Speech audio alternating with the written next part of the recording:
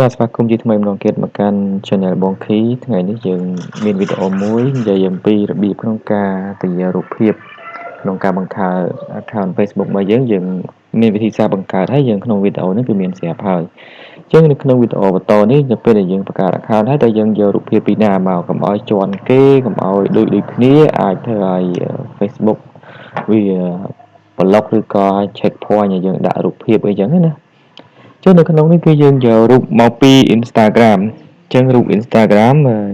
យើងនឹងស្រាប់ហើយតែយើងទៅប្រើ extension មួយចំនួនដើម្បីធ្វើការ download រូបភាពនឹងបាន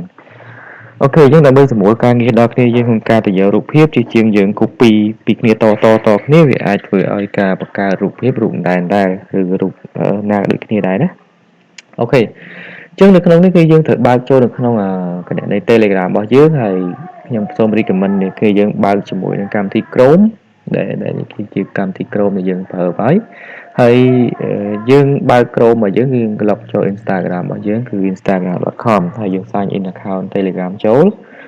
សំដៅ account Instagram ចូលគឺបានបែបនេះហើយតបមកគឺយើងត្រូវចូលទៅក្នុង extension មួយទៀតដើម្បីធ្វើការទាញយកនៅ extension download រូបភាពនៅក្នុង Instagram នៅក្នុង Telegram គឺវាមានពាក្យថា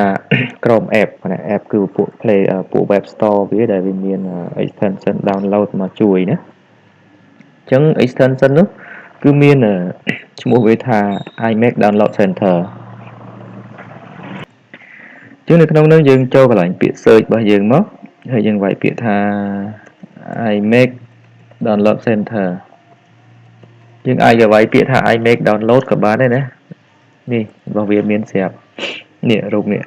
ភាពហ្នឹងហើយតោះមកយើងយកពាក្យថាចុចលើ click លើវាមកសេរីចាស់មុនគឺវា load ពាក្យ add នៅត្រង់នេះប៉ុន្តែឥឡូវតើយើងចុចលើវាបានវាបង្ហាញអញ្ចឹងគឺextension មួយនេះគឺមានការពេញនិយមច្រើនក្នុងការ download រហូតដល់មានអ្នកប្រើដល់ទៅ5លានអ្នកជាងយើងចុចពាក្យថា add to Chrome មកតោះមកយើងយកពាក្យថា add extension ពេលយើង add extension គឺរងចាំឲ្យវា download អាស្រ័យទៅលើល្បឿនអ៊ីនធឺណិតរបស់យើងដែរទេអូខេបានហើយពេលបានហើយយើងចូលមកក្នុង Instagram របស់យើង refresh របស់វាមួយមកដើម្បីរករូបភាពទៅ download អូខេអញ្ចឹងពេលបានហើយយើងមកកន្លែង extension នេះយើងពាក្យ extension យើងចុច pin លើវាមកណានេះរូបនេះគេយើងចុចលើវាមកបានហើយ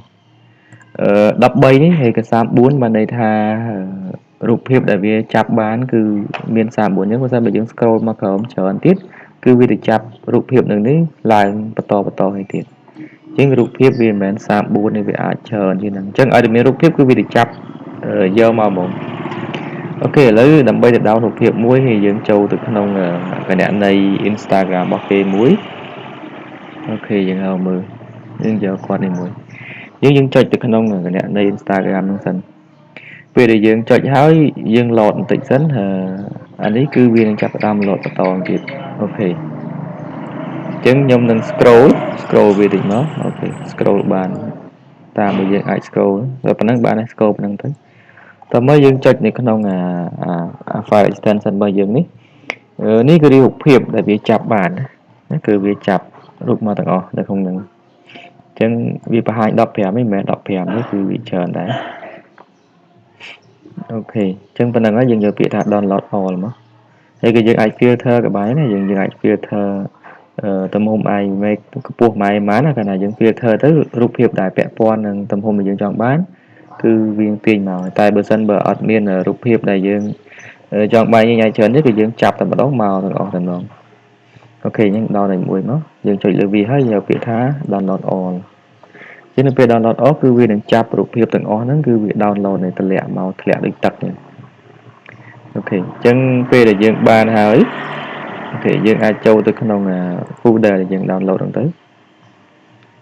នេះគឺរូបភាពយើងបាន download ហើយរងចាំតិចសិន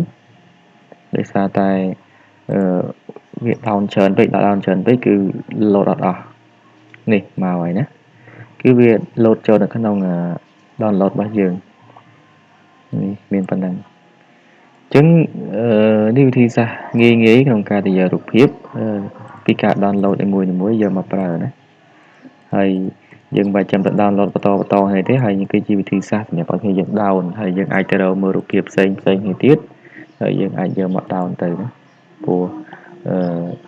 នេះយើងថ្ងៃគាត់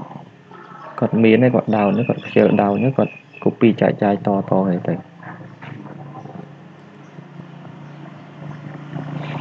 អូខេអញ្ចឹងខ្ញុំអត់មានអីច្រើនទេខ្ញុំគ្រាន់តែបង្ហាញ